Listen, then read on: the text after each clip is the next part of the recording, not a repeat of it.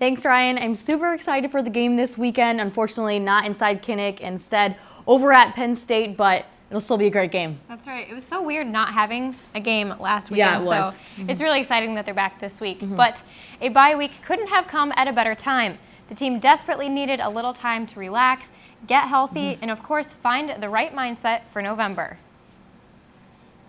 It's a fresh start for the Hawks as they're coming off a bye week, and they're looking at a 4-game schedule that could make or break their season. The bottom line is that there's still 4 games left to play, and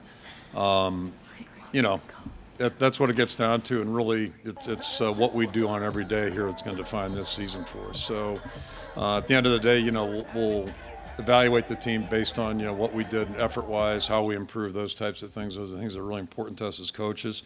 And we have an opportunity right now this coming month, and that's exciting. We have 4 big games left. 3 of them are elite teams, quote unquote. So our mindset really after the bye week is just really going hard these last 4 weeks. We have a lot to play for this year, so Coach Ferentz always emphasizes playing well in November, because if we can perform in November, that we can still achieve a lot this year. And so every year, no matter what kind of season you're having, November is just an important time to obviously start playing well, but win some important games down the stretch, especially this year for us with the games that we have coming up. And with everyone back on the depth chart, the Hawks are recharged and ready to go. I think there's a little more energy after every bye week you have. Everybody's a little more juiced, I think. Everybody, gets a little time off. They're able to, maybe adjust their sleep schedule a little bit, be able to sleep in a couple of days. So I think everybody has, just a little more energy coming off of that. Physically, you take a little time off, get a few days off while your practices. Get you back there, and then mentally, it's a break from it too. The grind, we've been going at it for 2.5, 3 months now. So just step away from football for a second, but now it's a 4-week race, and we got to be on it. We got to be better than we have been. There's no doubt Iowa needs to be better than they have been. So I sat down with the Daily Iowan sports editor Blake Dowson for some insight. All right, Blake. So what do you think Iowa gained the most from their bye week? Well, they got healthy, for one. Guys like George Kittle, Boone Myers, they're both close to 100% again. And I think the fact that they just got away from football for a while, a tough loss against Wisconsin, Kirk Ferentz said that it just it does something for you to just move away from it for a weekend.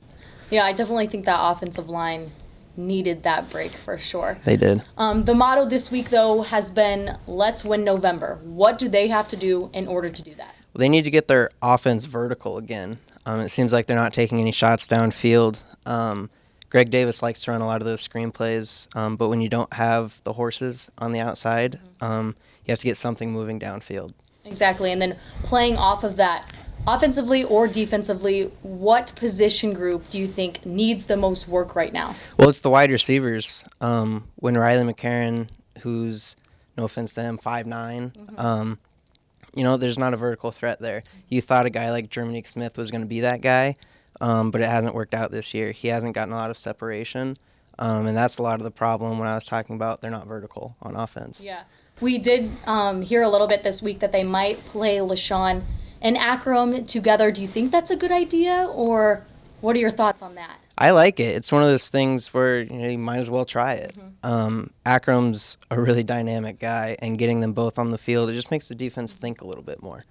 Then switching over to Penn State, what does this Penn State team bring to the table that's going to be challenging for the Hawkeyes? They're multi-dimensional. A guy like Saquon Barkley on offense, he could beat you on his own, but they have a guy at quarterback, Trace McSorley, who is a dual-threat quarterback, which Iowa has problems with, guys that can run. Exactly. Well, thanks so much, Blake. You're welcome.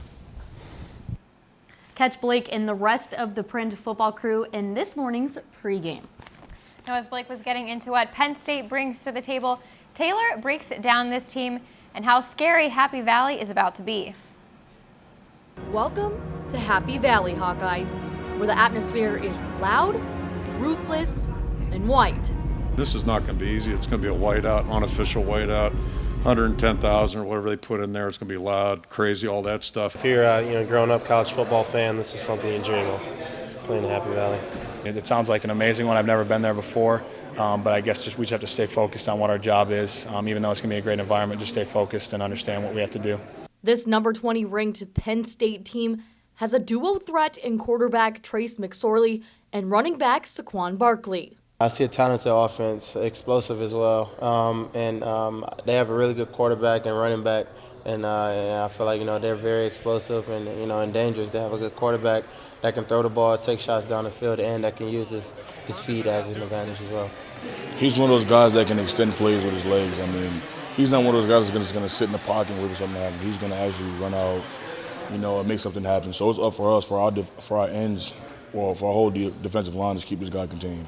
Barkley is dangerous in the run game, sitting at 1,964 yards on the season, but he also poses a threat in the receiving game too. I feel like he's better than the back that we faced in Wisconsin. So, I mean, he's very physical, strong lower body, and someone that can break a big play and change the momentum of the game.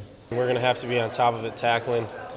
Obviously, just grabbing cloth, running through it, and then getting all 11 hats to the ball. It's going to take more than one of us. He can maneuver around you. He can juke you out, or he can run you over. So I mean, he's got some powerful legs underneath him. We're just gonna have to keep him corralled in there. Penn State's defense haunted their last two opponents in holding Purdue to 46 rushing yards and handed Ohio State 11 tackles for loss. That's the biggest thing we're focused on. It's like the entire passing game. It's not just the line. It's everything.